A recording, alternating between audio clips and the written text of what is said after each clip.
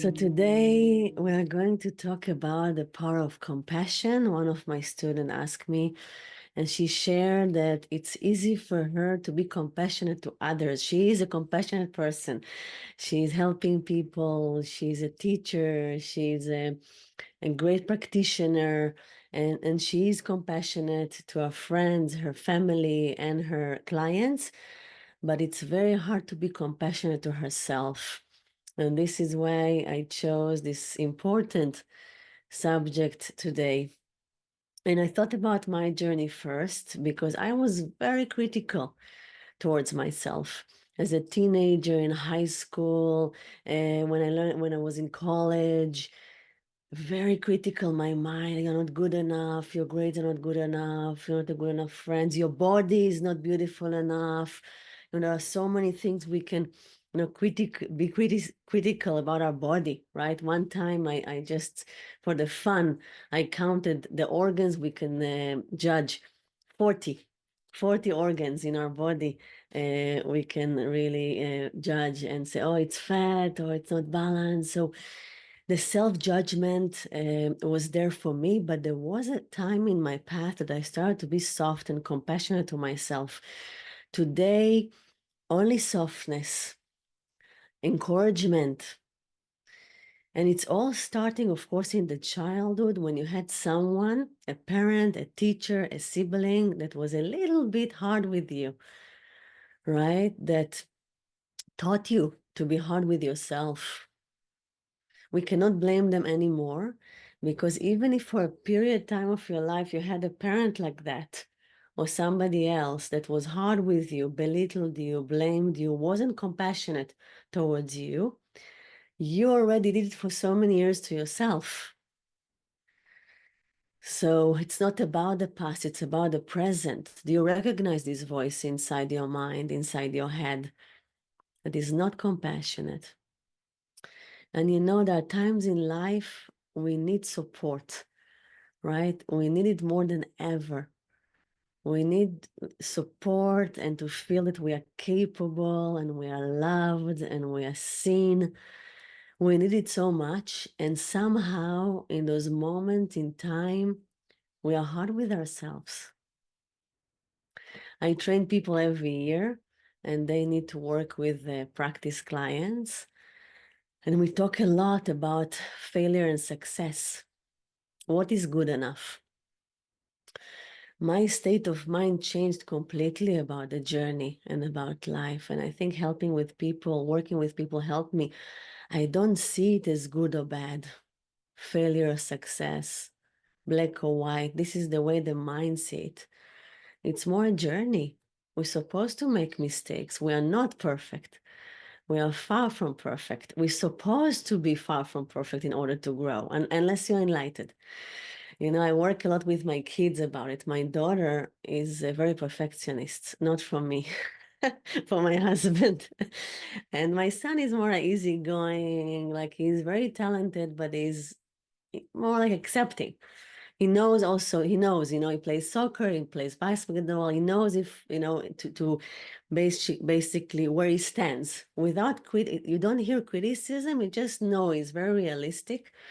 But my daughter is hard with herself somehow, and she's creating craft. She loved craft. And one time she took a clay and we made something together, and suddenly she destroyed it. It was a moment. I was sitting there, like breathing. I didn't want to react fast. And I said, wow, this is there. She is criticizing herself. And it was sad for me. And then she ran to the living room. I came to her and hugged her, and it's not helpful to say it was beautiful or you're good enough. You know why?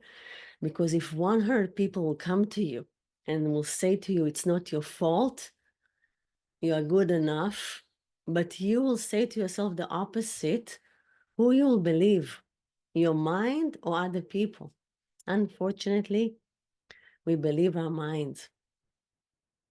So I knew already if I will tell her it was beautiful, it will not help. So I started to teach her the mind and heart. And I told her, you have two parts inside you, and it's beautiful with kids. with inner kids or kids, real kids, your mind and your heart. And one advisor will tell you what you need to do, and the other what you want to do. And sometimes part of you can be hard with yourself. But how does it feel? And she started to cry. And we're working with that.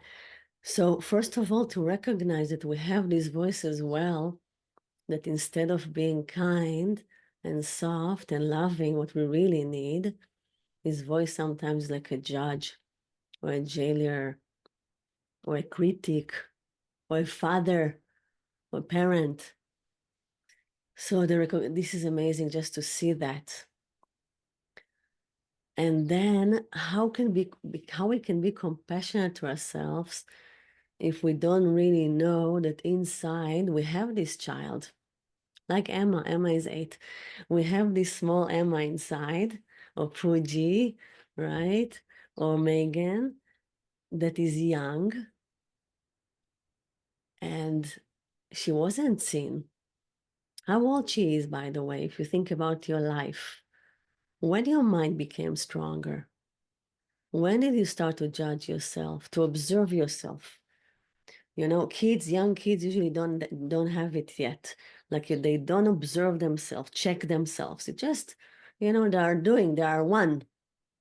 They're playing, they're shouting, full. All of them are shouting, the whole them. It's so strong, right? They're crying, they're laughing. There is no separation. When the separation happened to you, for me, it was when I was 4, my parents divorced.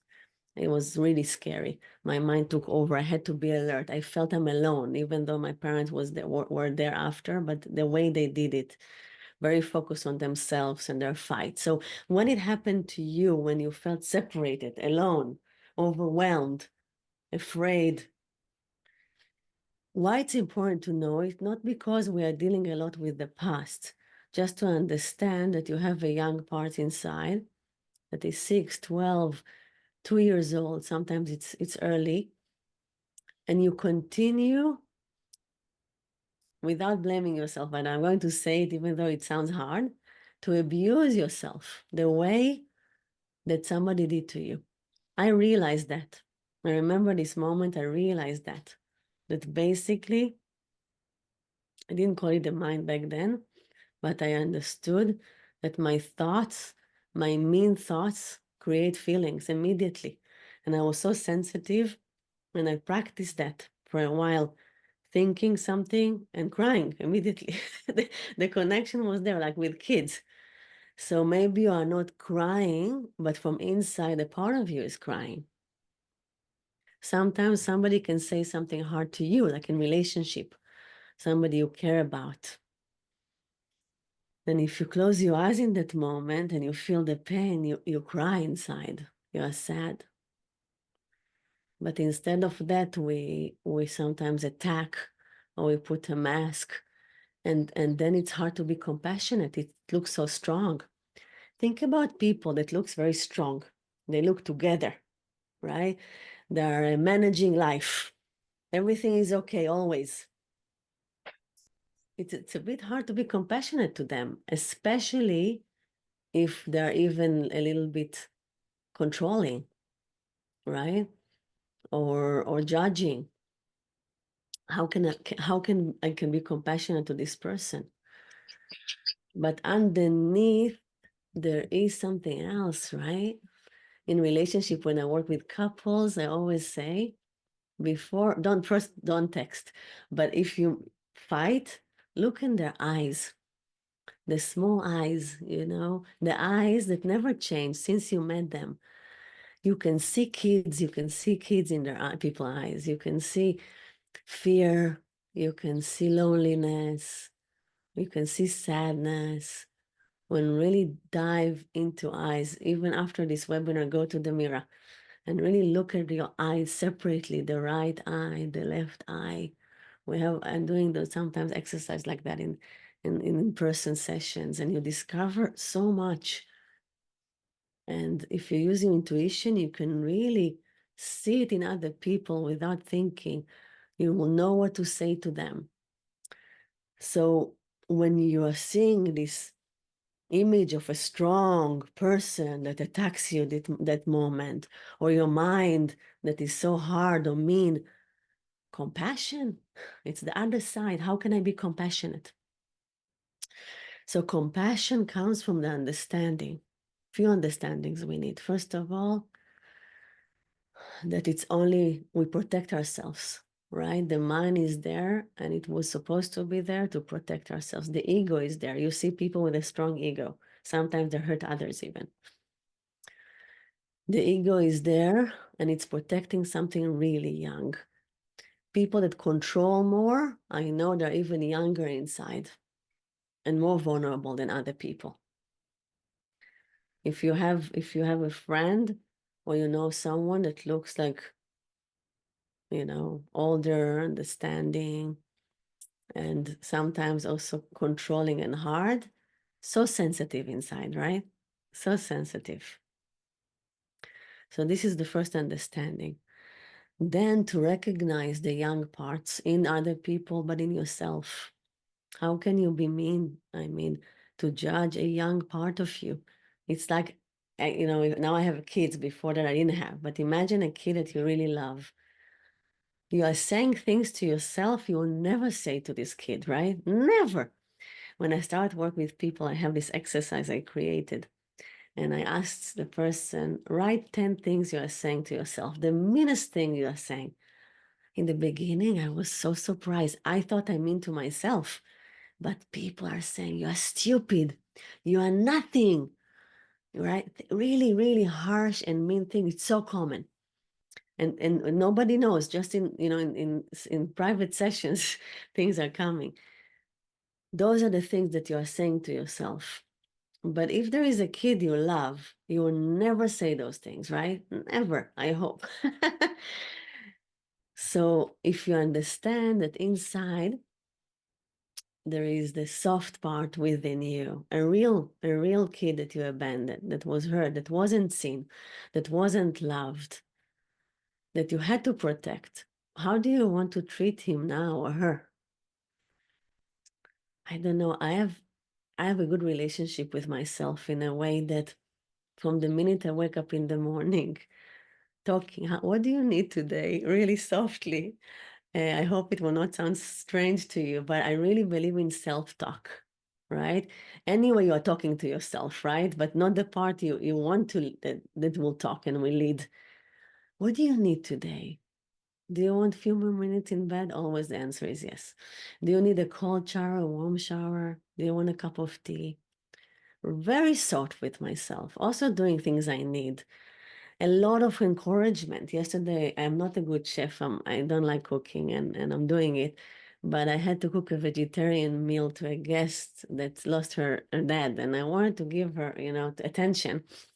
And I decided to take this project of cooking things I never cooked before. It was a mess, but a good mess. And I all the time, wow, what a beautiful, I hope it was good. I wasn't sure even in the end if it's tasty or not. When you cook too much, you cannot taste anymore.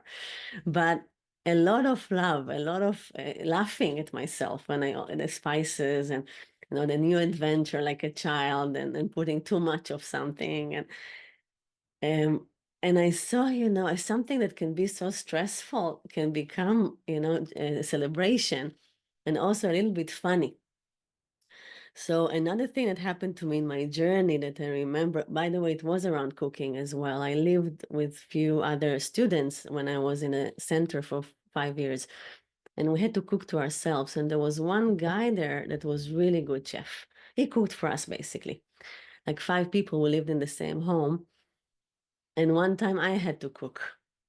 And I still had my judgmental mind. And it only pasta, yeah, just imagine where I come from, right? I never cooked before. And I was starting to make this tomato sauce, knowing that all my good friends, the Sangha, the student I live with, are going to eat it. And I hear my mind saying, you don't know even how to make a pasta. You're already 22 years or even more, and you cannot make a pasta. And really like believe, I remember this moment.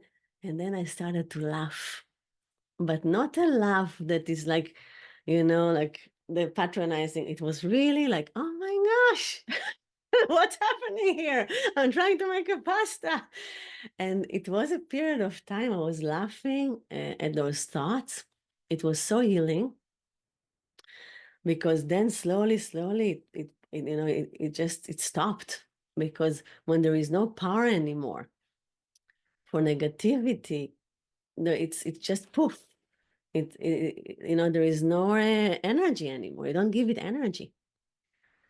So another thing is not to believe this mind, it's not your thoughts even. If you write those thoughts, 10 minutes thoughts, you can do it after the webinar, to take a paper or a file in your laptop and to write 10 thoughts, terrible, negative, mean things you say to yourself. You can even see the origin of each one. Oh, this is my dad. Oh, this is because of my teacher in second grade. Oh, so you see, oh, it's really not mine. It's not me. It's a record. It's a broken record. It's a negative one that I adopted somehow, and I continue to say it like a robot. But if I was born in another place, maybe I had different thoughts, right? You understand that also by working with people, that basically the thoughts are really conditioned. You know it. So you know that. You know it's not yours. You know it's not you. You know that your every thought like that is like a knife in the heart. You are really, really, really hurting yourself. I'm like laughing and all that, but it's so draining. It's so painful. I don't have those kind of thoughts for years. And few weeks ago, I had suddenly a thought about, you didn't do it good enough. I was really surprised. In that moment, I felt so tired. I didn't want to do anything. I remember it was good that it happened. It's a reminder how people live like that, how I lived like that. You're just saying, oh, if I'm not good enough, so why? I mean, I don't want to do that. No. Immediately, I'm like, no, it's too much, right? So I'm so thankful that I invested years in the inner work. And by the way, it takes years, right? It takes time. But it's a beautiful work of separating you from this record, from this voice in your mind, from the radio station, the channel you don't like. You can call it as you want, just to separate you from those stream of thoughts, and to start to even create new thoughts that you want to say to yourself. And in the beginning, it's very strange and it can feel automatic and not real. Imagine a child that was abused for many years, and then you are saying to her, you are amazing, you're beautiful, I love you. Yeah, I don't believe.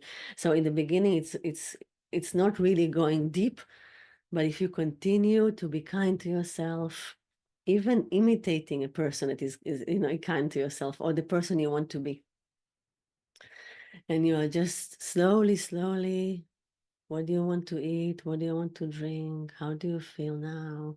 Like nursing yourself, right? Seeing yourself slowly, healing yourself, and continuing to do life, of course, right? So you will see how the compassion will come, the softness will come, and then you'll grow from inside with so many gifts. Because if inside you have a child that is I had a 4 years old, there are gifts and that we received when we are born, but it cannot flower because it's still in survival mode. It hurts. But if you are kind to yourself and soft to yourself and loving, also the tree, the fruit will come, and you will be able to share it with others. Right, Puji, So this is the path. Now, today I was sitting meditation in the morning, and I thought, I can talk about it. I can talk about every subject, almost every subject after so many years. But talking, understanding is not enough. I love the Zen. I chose Zen, and Zen is, a bit more. It's not strict. It's not harsh. It's more like demanding, I think, in a way of the practice is demanding. And I I think that and then in the Zen they say understanding will not help you. And I love that. I love this phrase, even though I read many books and I love podcasts and I love to understand.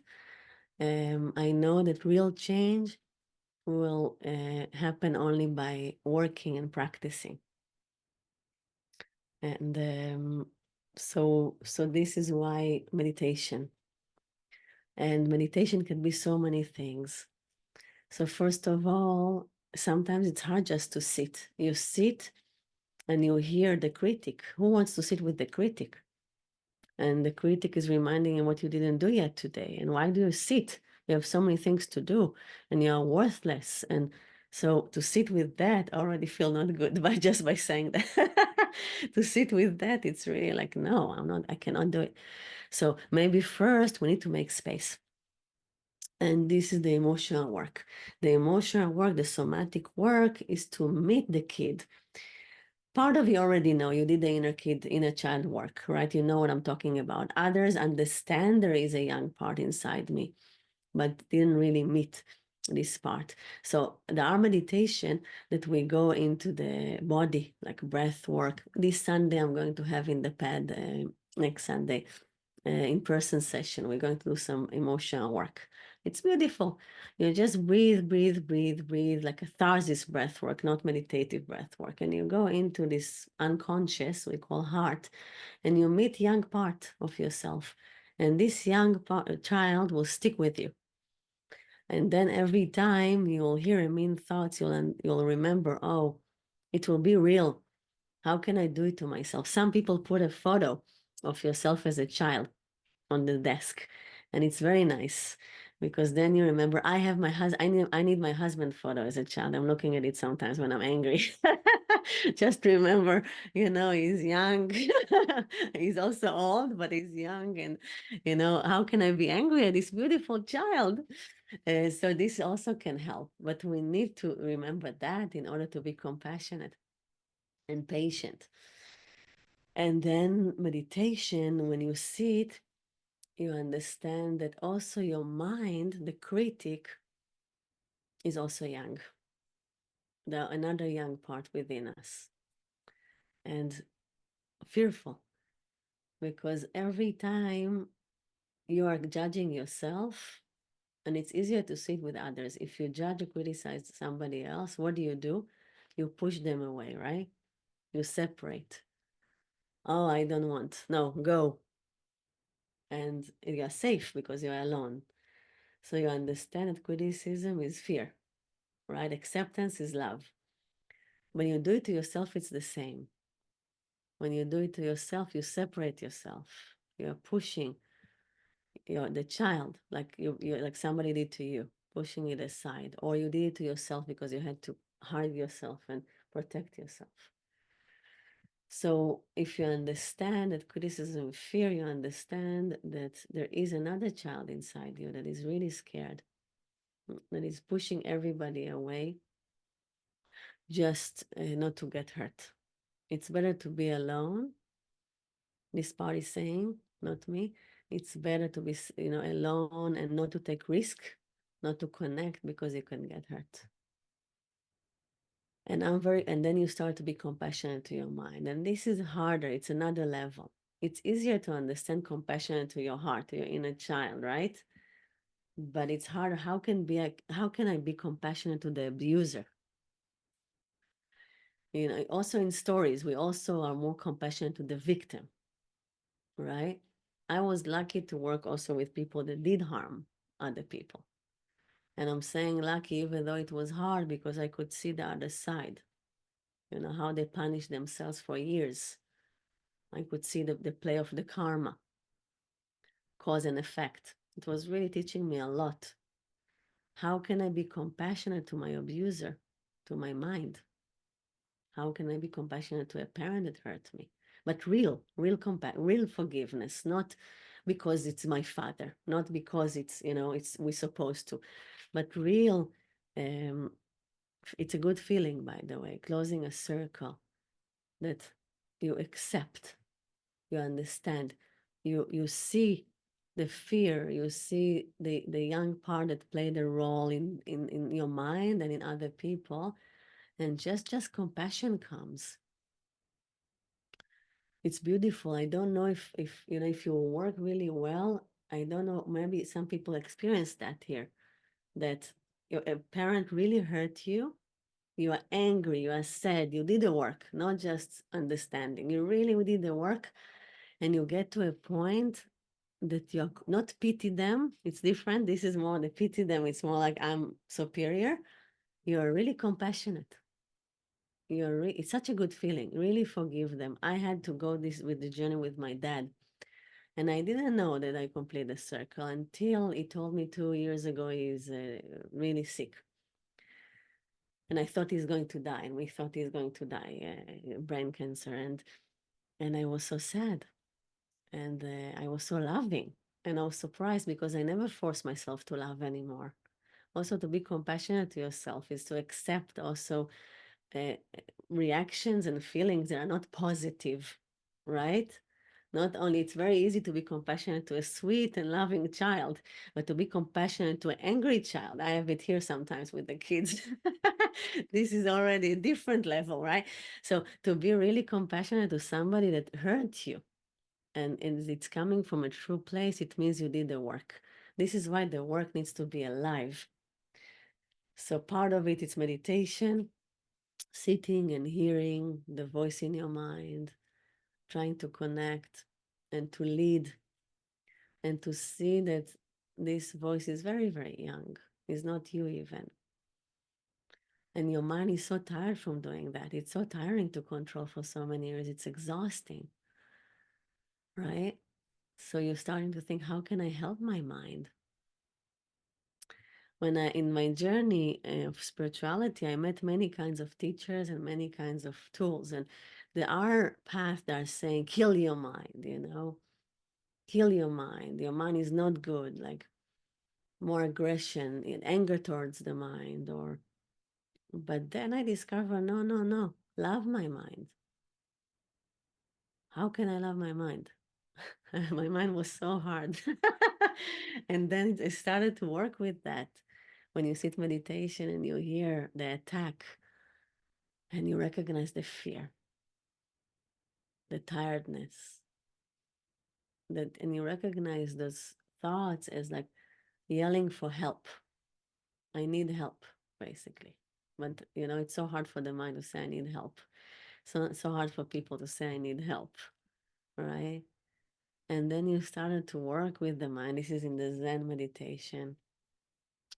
But another meditation that we need is more emotional, to do the inner child work and to become older, to grow up, to release trauma, to release pain. It sounds really a lot of work when I hear myself. I said, wow, so much work. But basically, it's beautiful work. And another thing I will say before I will open for questions, because always after half an hour, I love questions, is that also in your spiritual work, you don't want to be judgmental, you want to be compassionate. It's like if you didn't sit meditation, okay, it's okay. Everything will happen in the right time. So people can be not compassionate to themselves about spirituality.